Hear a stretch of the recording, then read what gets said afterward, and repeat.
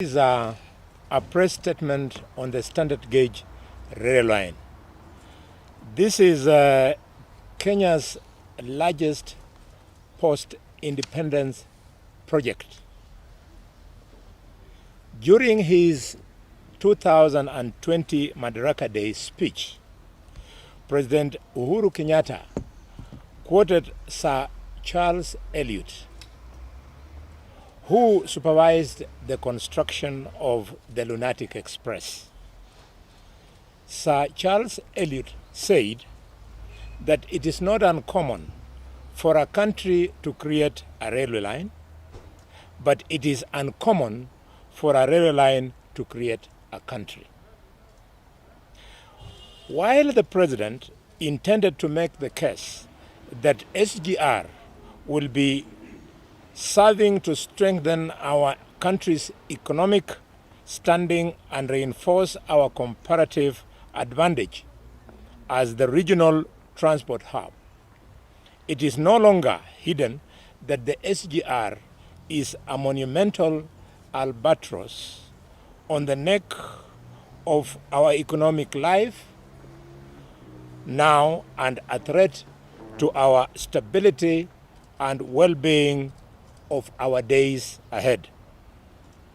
Had prudent planning and management informed the conceptualization and execution of the SGR, the woeful state in which Kenya's largest post-independence infrastructural project finds itself could easily have been averted.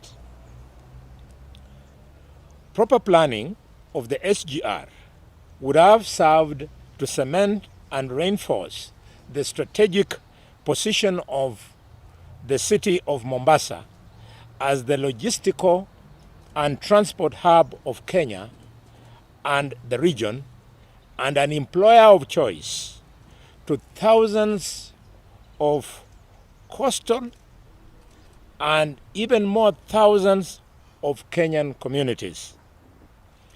The billions of shillings generated by the port would have received multiplier effect through the incorporation of the backward and forward linkages with the already established economic ecosystem in Mombasa and along the rail routes through the Yatta Plains and beyond.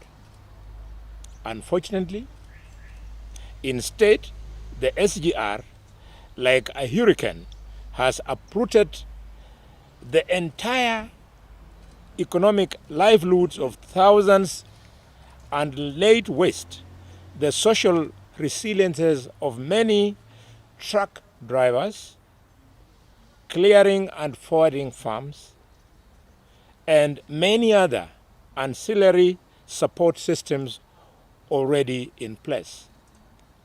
That no safeguards were built into ensuring that these sectors are sustained is negligent and dereliction of duty, amounting to economic sabotage of the city of Mombasa and large swaths of the eastern part of Kenya.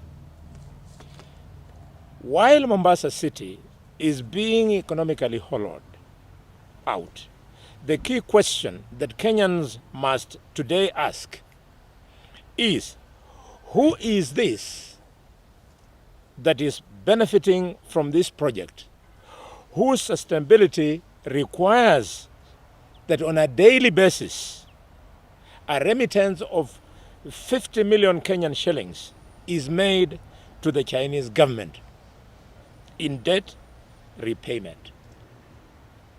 This question, dear Kenyans, is best answered by looking at the ownership structures of land and related infrastructure around the city of Nairobi and around the town of Naivasha, where we have built dry ports.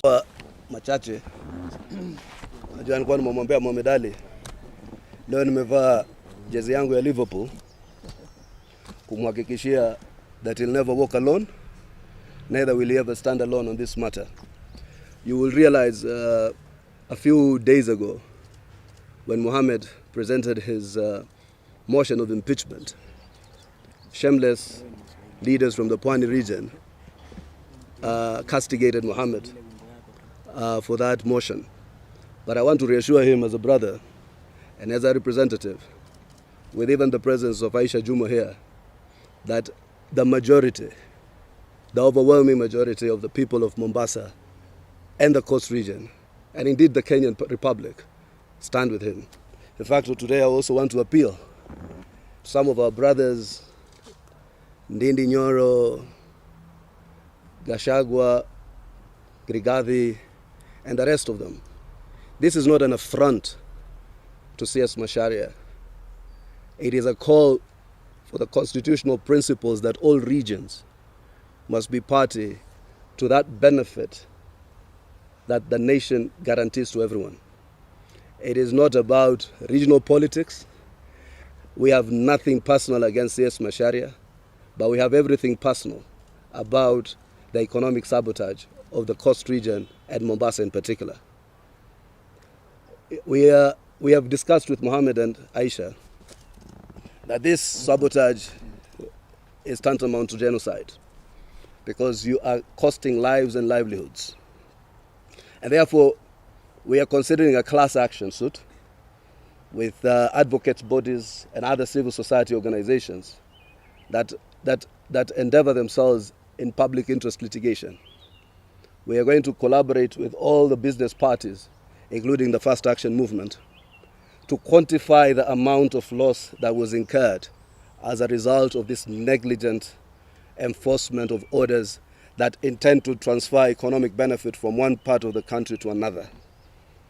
We are also quite conscious that these actions are moved by personal greed of some leaders of this country who own swaths of land in this country as a result of a looting class of people from the beginning of this country, of this nation in 1963. And therefore, that class action suit will seek not only to restitute the people of Mombasa and the economy of Mombasa. We intend it not to be a loss on the people of Kenya. People must learn to bear personal responsibility for actions and omissions that they undertake when they are sitting in positions of responsibility. Therefore, we will also seek to enjoin the estate of the Kenyatta family,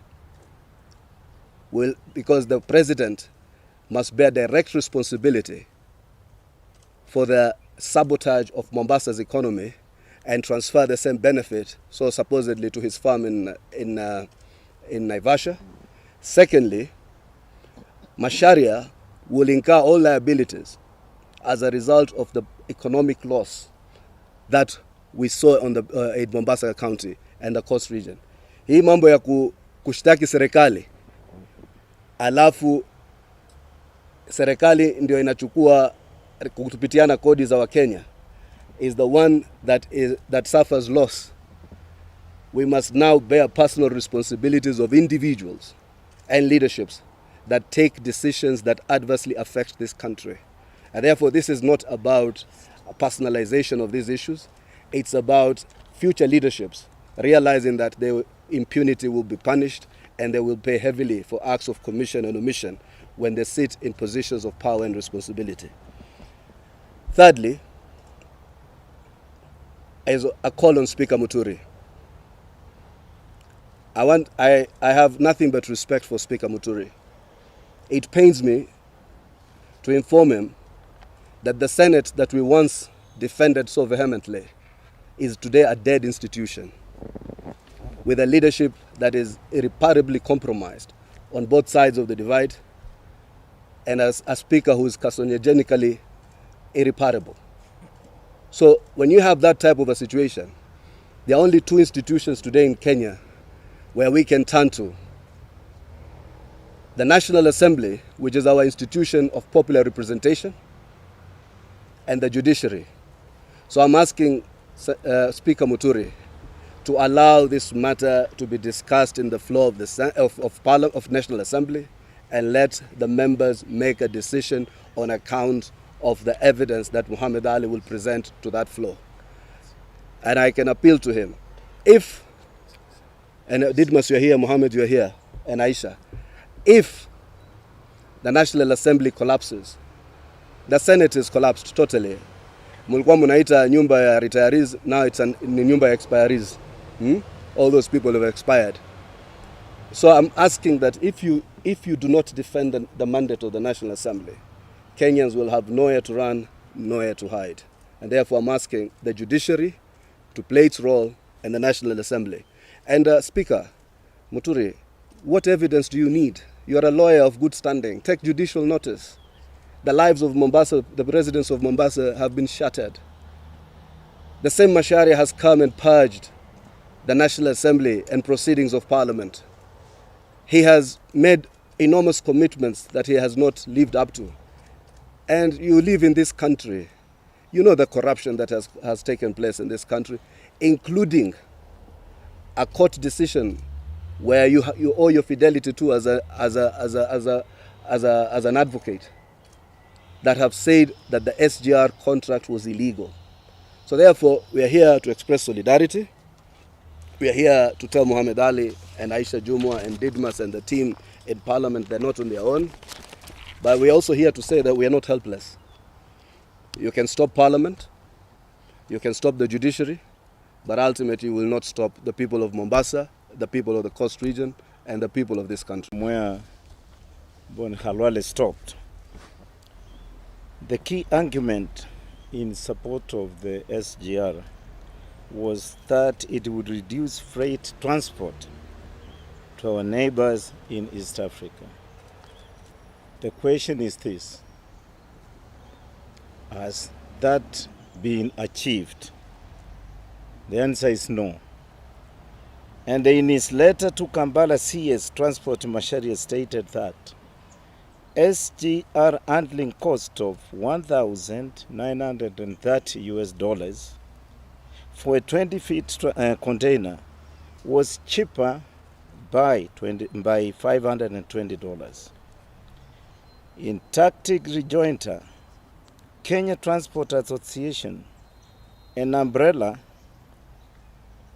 body for the proprietors of Kenya's $5 billion transit goods sector, stated that the actual cost of $2,207 when using rail on the road, and the US dollars $2,100 when using road only from Mombasa to Kampala.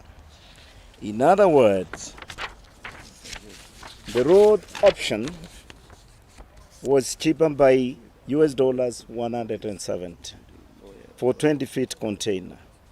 The dishonest in which the Cabinet Secretary has sought to persuade regional partners to use the SGR has been exposed for being hollow and incapable of standing the rigor of real financial analysis. Putting these 320 billion shillings investment at great risk of being underutilized. As if the foregoing challenges are not enough, the Court of Appeal last week ruled that the lack of transparency in the manner in which the SGR financing was negotiated was fatal and enforceably in Kenya. As such, the loan acquired by Kenya is an odious debt that must not be repaid in its current permutation. It is important that Kenyans of goodwill resist the stiff and superstitious manner in which the Kenyatta government is treating questions on the legitimacy and viability of SGR project. Kenyans must demand full transparency and prosecution of all participants in the SGR contracting processes insofar as they are complicity in this grand looting of Kenyans' resources. Should government continue to deny Kenyans all information material to the SGR financing, Kenyans have a constitutional duty to use all legal means permissible under our progressive constitutional order incarnated in 2010 to pursue remedies within our judicial and political framework and beyond. Kama mlivyosikia waliotangulia kuongea, tuko hapa leo kwa sababu ya issue ya SGR na kudidimia na kuuawa kwa uchumi wa wakazi wa Mombasa, Pwani na Kenya nzima kwa ujumla. Na nataka nimshukuru sana Mheshimiwa Mohamed Ali ambaye alikuwa ameinitiate ile motion ya kumwimpeach CS Macharia. Tulimpa signatures zetu ili kuhakikisha kwamba meet the threshold, na yale ambayo yalifanyika pale nina imani ya kwamba we still have a room ya kuhakikisha kwamba yale ambayo speaker ali rule jana tunaweza tena reintroduce afresh hiyo motion, kwa sababu haikuwa ni motion ambayo tayari imekuwa debated. Kwa hivyo we still have a room, na ninaamini ya kwamba we are working on that. Kila kitu kitakuwa sawa, na ninaamini ya kwamba we will also get the signatures that are required to meet the threshold. Kile kitu ambacho mimi nataka kukizungumza ni masikitiko makubwa ya kwamba uchumi wetu kama wakaazi wa Pwani, uchumi wetu kama wa Kenya, na ndio maana mnaona ndugu zangu hapa kina Boni Khalwale na Didmas, wao hawatoki mkoa wa Pwani, lakini na kina Mheshimiwa Muthama hapa, ni watu ambao tumeathirika, ni taifa ambalo limeathirika katika hili. Sisi tunaliita ni janga because tulikuwa tunafikiri kwamba ni project ambayo itatuinua kiuchumi, lakini kuna msemo wa Kiswahili unaosema afadhali kufa macho kuliko kufa moyo. Wametuua katika mioyo yetu kiuchumi, na hivi sasa kilichobaki ni kwamba tunawaahidi wakazi wa Mombasa kwamba tutapigana vita hivi, na ina imani ya kwamba serikali wakati mmoja utafika na itasikia, both ndani ya bunge na nje ya bunge letu la kitaifa. Kwa hivyo mimi kile ambacho nataka niongezee ni kwamba nataka niwaambie hasa sana wabunge wa kutoka eneo la Pwani, tumekuwa vibaraka wa watu kwa muda mrefu. Ndio wanda saizi pia tumekuwa wasaliti wa watu wetu wenyewe ambao we are supposed to represent in parliament, na tumekuwa sasa tunaangalia matakwa ya wale mabosi wetu ambao hivi sasa sisi wametubeba kama walemavu wao. Tumebebwa kama vibaraka kwa muda mrefu sana. Imefika wakati wa kusema, na nasema ya kwamba inachukiza, na wale wenzetu ambao hata kuweka signatures zao attempt at least ili yule mtu ambaye anatumika kutukanyaga sisi tuhakikisha kwamba ameenda nyumbani, walikataa. Kwa hivyo mimi nataka niwaambie na nitoe wito, tumetumika vya kutosha, tumekuwa vibaraka wa watu vya kutosha. Imefika wakati tusimame na watu wetu kama wengine wanavyosimama na watu wao. Tumeumizwa vya kutosha. Ni nini kimebaki kwa Wapwani ambacho hivi sasa kinakufanya wewe Mpwani ukatae kusimama na Mpwani, alafu unajiita kiongozi, a representative of the people? Who are you representing?